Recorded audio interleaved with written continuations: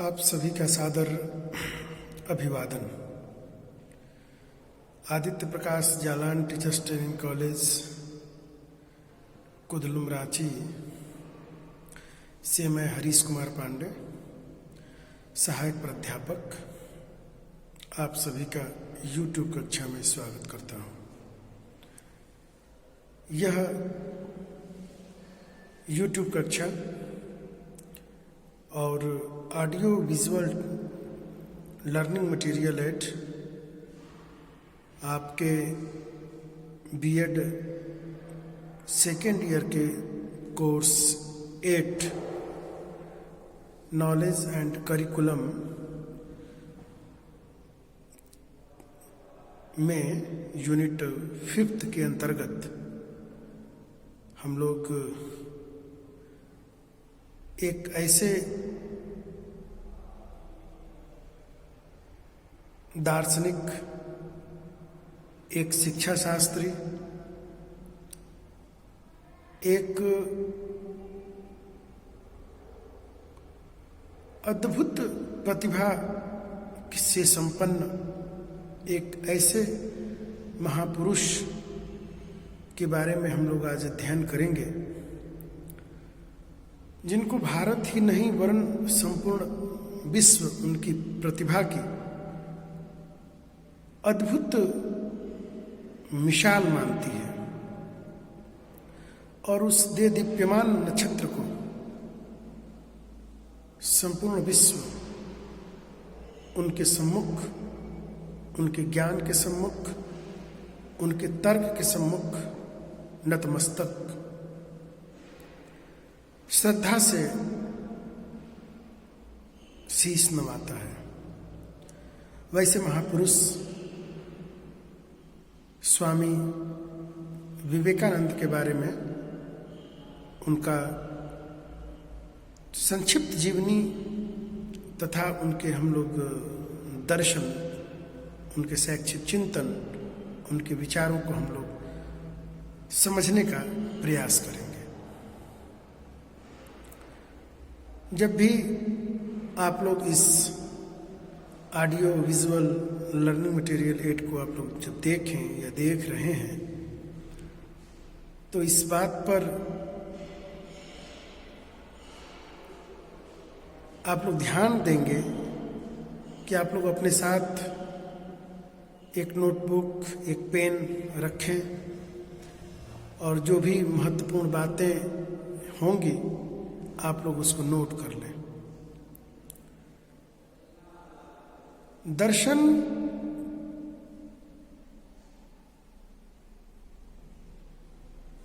जीवन जीने का एक तरीका भी हो सकता है और नजरिया भी हो सकता है। विभिन्न फिलोसफरों से जब पूछा गया कि व्हाट इज फिलॉसफी,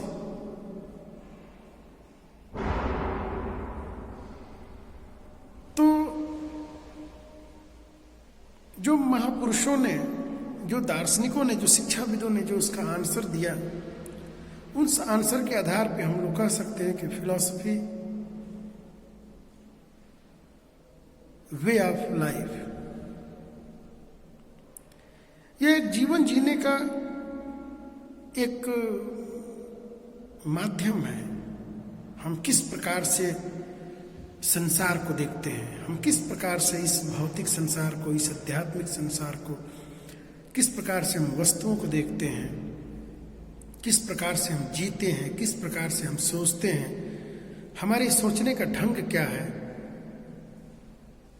हम स्वयं के बारे में, हम स्व के बारे में कितना जानते हैं, इस सृष्टि और इस सृष्टा के बारे में, इस सूक्ष्म, इस स्थूल के बारे में, इस आत्मा और परमात्मा के बारे में, लोक कल्याण के बारे में हम कितना जान पाते हैं।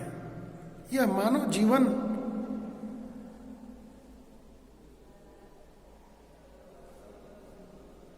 सिर्फ समय को छोटे छोटे कार्यों में व्यतीत करने के लिए नहीं मिला है। यह मानव जीवन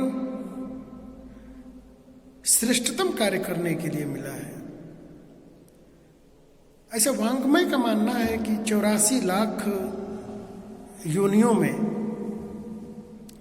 जो सर्वश्रेष्ठ जो जीव है, उन जीव में वो मनुष्य है।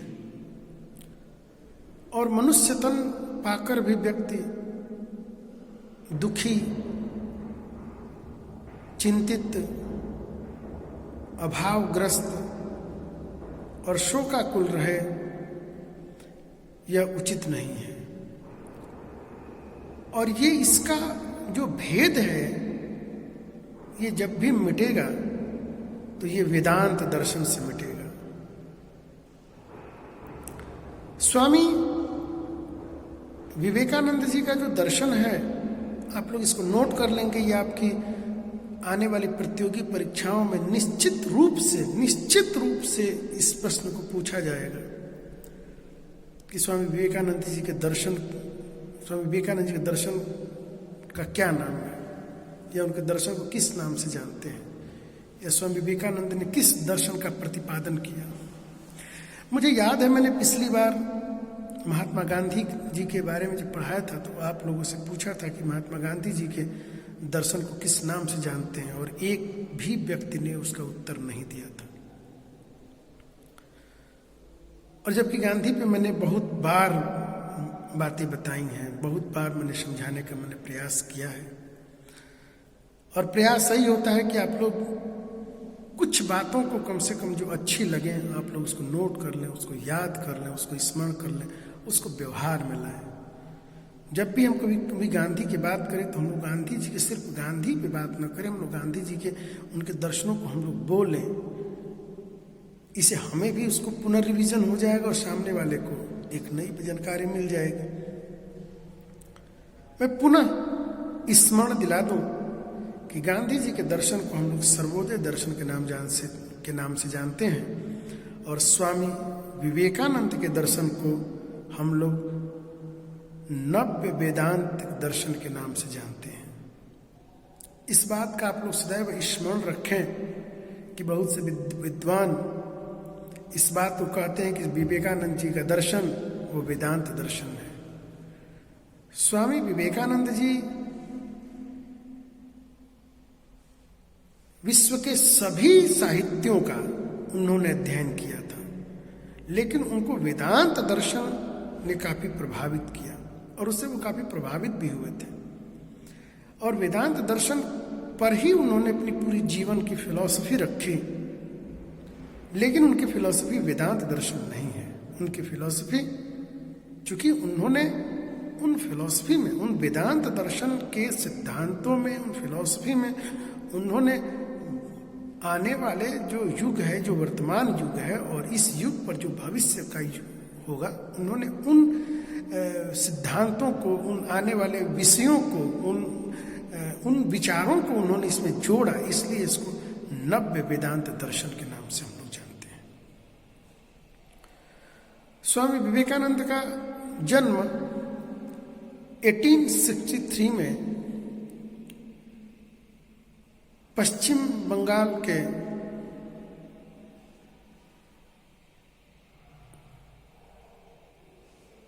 कोलकाता में इनका जन्म हुआ था। इनके पिताजी का नाम विश्वनाथ दत्त और इनकी माताजी का नाम भुवनेश्वरी देवी था। इनकी माताजी शिव जी की बहुत भक्त थी और बहुत ही धर्मपरायण महिला थी। इनके पिताजी बहुत अच्छे बैरिस्टर थे और काफी अच्छे घराने में और बहुत अच्छे संस्कारों में इनका परवरिश और लालन पालन हुआ।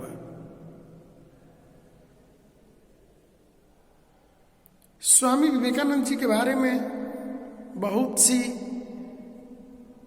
किंवदंतियां प्रचलित हैं कि स्वामी विवेकानंद जी बचपन में बहुत चंचल और नटखट स्वभाव के थे। कभी कभी किसी ऐसी बातों पर जो उनको शायद अच्छी न लगती हों, बहुत तेज नाराज हो जाते थे और सभी प्रयत्नों को करने के बाद भी वह शांत नहीं होते थे। तो उनकी माताजी, जहाँ पर वो उनका पूजन स्थल था, जहाँ पर वो अपनी पूजा करती थी, शांति साधना करती थी, और पूजन करते समय जो जल पात्र में जो जल होता था, वह जल को जब शिव शिव करके उनके शरीर पर जब छिड़क दिया जाता था, तो ऐसी मान्यता है कि वह बिल्कुल शांत हो जाया करते थे।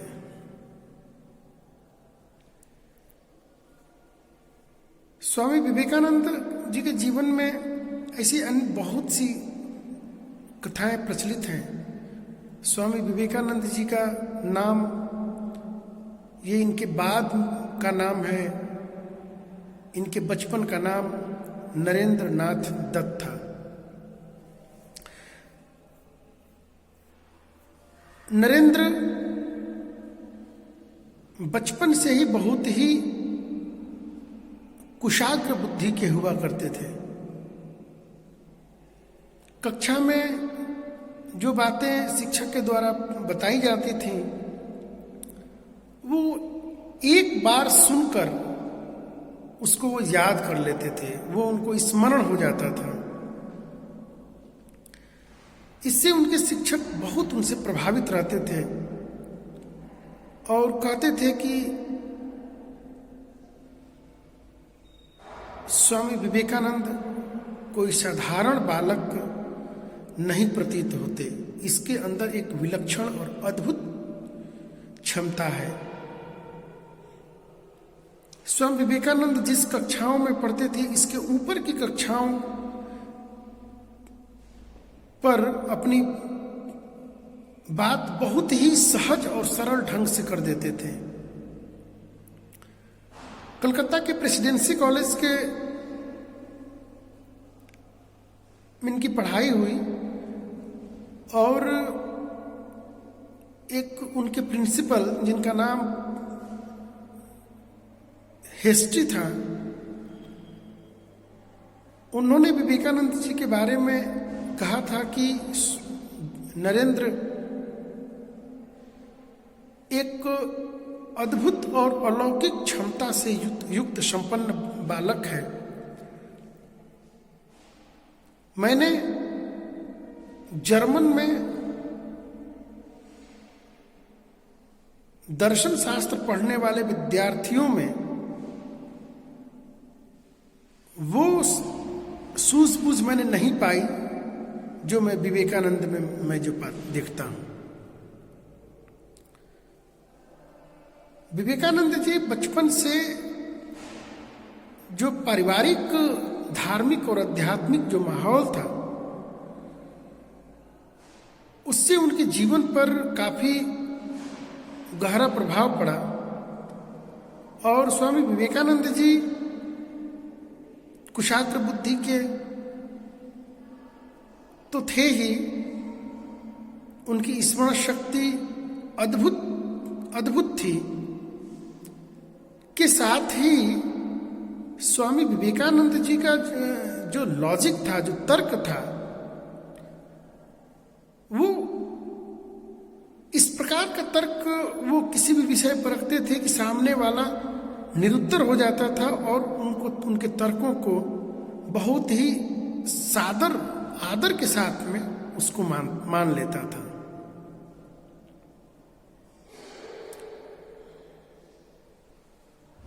प्रोफेसर हेस्टी ने ही उनको स्वामी रामकृष्ण परमहंस से मिलवाया था और रामकृष्ण परमहंस उनके आध्यात्मिक गुरु बने। और विवेकानंद जी की जब थोड़ी और जिज्ञासा बढ़ी, थोड़ा और वो आगे बढ़े, तो उन्हें आध्यात्मिक यात्रा को पूरी करने के लिए वो रामकृष्ण परमहंस के पास गए और 8 वर्षों तक उनके साथ वो समय व्यतीत किए।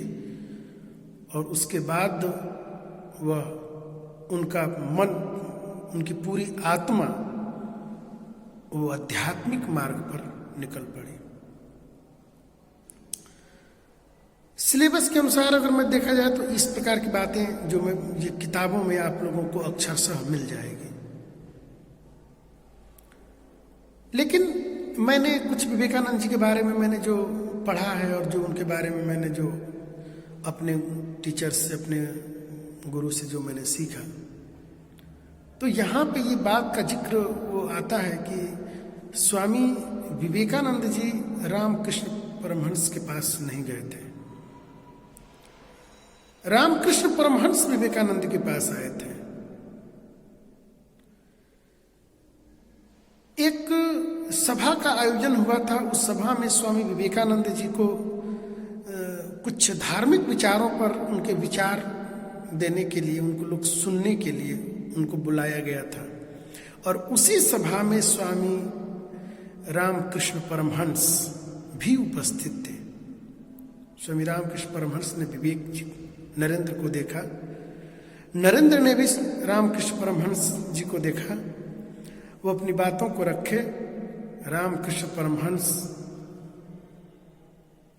जैसा उनके सत्संगों में, उनकी कथाओं में जो लोग अनुभूत देखे सुने होंगे, या जो लोक परंपराओं में जो बातें आई, रामकृष्ण परमहंस को जिसकी तलाश थी वह विवेकानंद के रूप में उनको दृष्टिगोचर हो चुका था।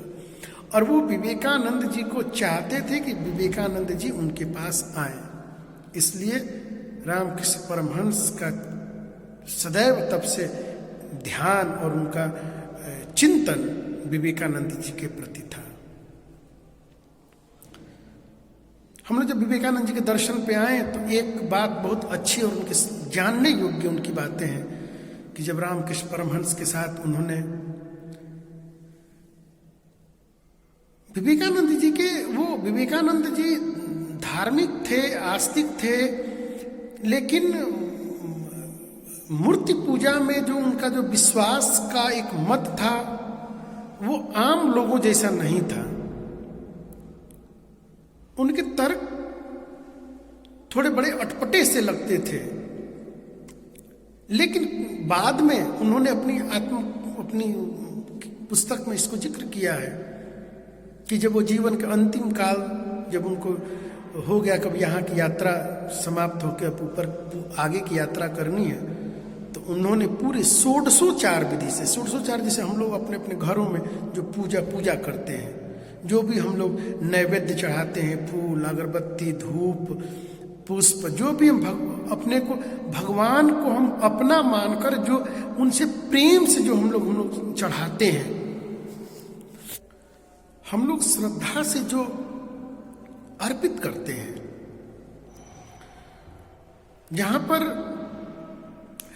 मंत्र का प्रभाव द्वितीयक हो जाता है, सेकेंडरी हो जाता है, और भावना प्रथम हो जाती है, वह विधि हमारी 1604 विधि होती है। तो उन्होंने 1604 विधि से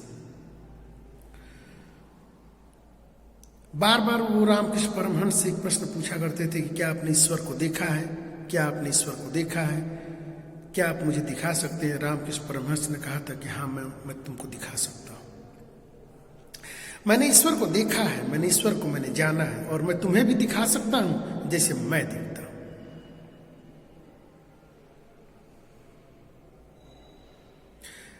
विवेकानंद जी जिद किए कि नहीं, मुझे रामकृष्ण मुझे दिखाइए। ऐसी मान्यता नहीं है, ऐसा विश्वास है, ये सच है, ये सत्य है कि रामकृष्ण परमहंस जी के पास माता काली स्वयं आती थी। रामकृष्ण परमहंस उनको गजरा पहनाते थे। माँ उनका दिया हुआ जो भी भोग था उनको भोग लगाती थी। फिर माता चली जाती थी। रामकृष्ण परमहंस बहुत रोते थे। दर्शन की यही गूढ़ता है। जो दर्शन का जो व्यवहार है वो यहीं से यही इसकी गूढ़ता है और यहीं से ये शुरू भी होता है। जितना ये कठिन दिखता है उतना ही ये आसान है, और जितना ये आसान दिखता है उतना ही कठिन है। जैसा हम लोग आम कथाओं में, लोग व्यवहार में, हम लोग जो जीव जगत में जो हम लोग देखते हैं, सेम वही बातें हैं। अत्यधिक कठिन है, अत्यधिक आसान है। माता रामकृष्ण परमहंस के पास आती थी, उनका दिया हुआ खाती थी, उनका वो बाल सजाते थे, गजरा लगाते थे। माँ चली जाती थी, वो रोने लगते थे क्योंकि उनको गुरु से सच्चा ज्ञान नहीं मिला। माँ उनको बार बार कहती थी कि फिर बोले कि ऐसा है कि तुम गुरु बनाओ, तुम गुरु के पास जाओ। फिर तोतापुरी वाले को उन्होंने अपना गुरु बनाया, और फिर उन्होंने से जब उनसे गुरु से जब ज्ञान मिला तो उन्होंने उस तत्व को जाना कि वो आत्मा ही हमारा, वो परमात्मा ही हमारा आत्मा बन के हमारे अंदर विराजमान है, और हम में तुम में खड़क खंभ में सब में जब घट घट व्यापत राम। ना वो हमसे दूर है, ना हम उनसे दूर हैं। आता है ना नजर, तो दोस्तों नजर का है। जितने भी आप लोग कबीर, रहीम, रसखान, मीरा, सूर, तुलसी, सबके दर्शनों को हम लोग देखें तो अंत में यही पाएंगे कि ईश्वर तो हमसे दूर ही नहीं था, इतना नजदीक था, फिर भी हम लोग देख नहीं पाते थे। और यहीं से जो चिंतन की प्रक्रिया, यहीं से गुरु की महत्ता हो जाती है, और यहीं से गुरु का ज्ञान बस शिष्य उसको आत्मसात कर लेता है, और वहीं से ज्ञान प्रस्फुटित होने लगता है, और गुरु के अंदर से वो प्रकाश, वो प्रसन्नता, वो और गुरु का जो आशीर्वाद वो जो छलकता है, तो शिष्य के अंदर से शिष्यत्वपना जाग जाता है, और शिष्य के शिष्यत्वपने में वो धीरे वो ऊपर उठकर वो फिर वो गुरुतर श्रेणी में बदल जाता है। सेम स्वामी विवेकानंद के साथ भी ऐसा हुआ। गुरु की कृपा हुई, उन्होंने विवेकानंद जी को लिवा गए। स्नान करते समय उन्होंने अपना पैर विवेकानंद के गर्दन पे रखा, कंधे पे रखा। अब ये श्रद्धा की बात है, और ये उन्होंने वहीं पे शक्तिपात किया, और विवेकानंद जी की यात्रा होने लगी। और उन्होंने यात्रा, जब उनकी यात्रा होने लगी तो उनको दिव्य प्रकाश और अलौकिक अनुभव होने लगा। उन्होंने कहा कि नहीं, अब मुझे नहीं देखना है। वो जान गए कि मैं तत्व को मैं जान गया, और हमारे गुरु उसमें समर्थ हैं। फिर उन्होंने उनके साथ उनकी साधना शुरू की। तो यहाँ तक कुछ बातें लोकांतर की बातें, और कुछ किताबों में जो आप लोगों के पास जो बुक है, उन बुक के एक मिश्रण से मैंने एक सरल व्यवहार आपको बताने का प्रयास किया कि विवेकानंद की जीवनी कम से कम आप लोगों उसको आप लोग सरल तरीके से आप लोग समझ सकें कि विवेकानंद जी सप्त ऋषिमंडल के टूटे हुए एक ऐसे अलौकिक, एक अद्भुत प्रतिभा संपन्न, एक प्रखर व्यक्तित्व का धनी, एक ऐसे व्यक्ति थे जिन्होंने अपने चिंतन से, अपनी दर्शन से, अपनी लोक मंगल कल्याणकारी भावनाओं से, उन पवित्र हृदय से उन्होंने पूरे समूचे सिर्फ भारत के लिए नहीं वरन पूरे विश्व मानवता के लिए उन्होंने जो कुछ भी व्याख्यान दिया जो कुछ भी उस बारे में बताया वो सब उनके दर्शन बन गए और दुनिया उसको आज भी हम मानती है।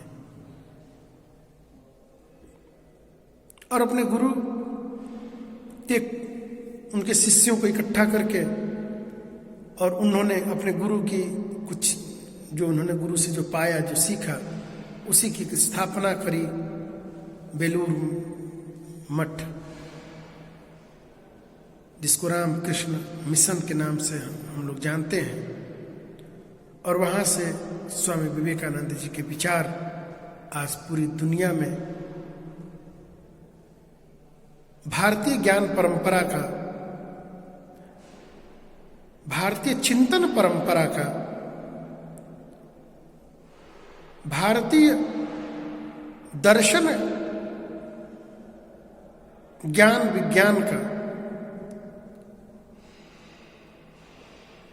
सिरमौर बना हुआ है।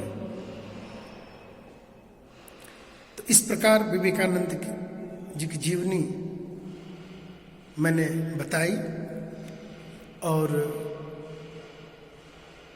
विश्व धर्म सभा अमेरिका के शिकागो शहर में आयोजित थी। खेतड़ी के राजा के सहयोग से वो वहां तक समुद्र की यात्राओं करते हुए जलमार्ग से वहां तक वो पहुंचे और उन्होंने विश्व धर्म सभा में भारतीय ज्ञान विज्ञान का प्रतिनिधित्व किया और भारतीय ज्ञान विज्ञान का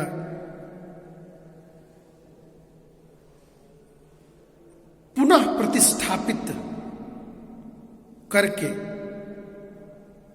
और पूरे विश्व को आश्चर्यचकित कर दिए कि भारतीय ज्ञान विज्ञान परंपरा यह पूर्णतः सनातनी है, ज्ञान विज्ञान ही इसकी नींव है और इसकी चिंतन में विज्ञान है और पूरा विश्व इस बात को माना। और फिर वहां से वो अपना लेक्चर्स देते हुए फिर भारत आए और 1902 ईस्वी में उन्होंने इस पंच भौतिक शरीर को सदा सदा के लिए छोड़कर और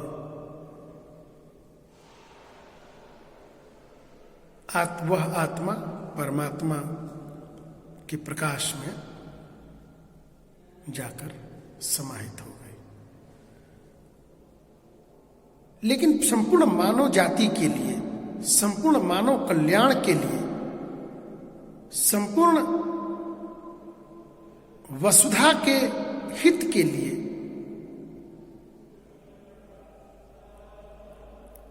विवेकानंद जी के विचार युगों युगों तक प्रासंगिक रहेंगे।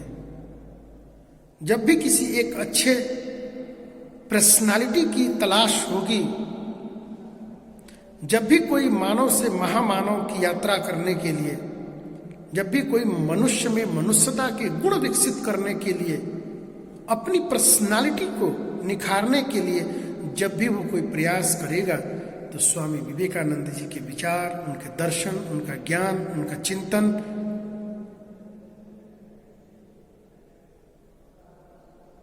को निश्चित रूप से वो अपनाएगा। आज विश्व में ऐसे बहुत से चिंतकों के मुख से आज बहुत विवेकानंद जी की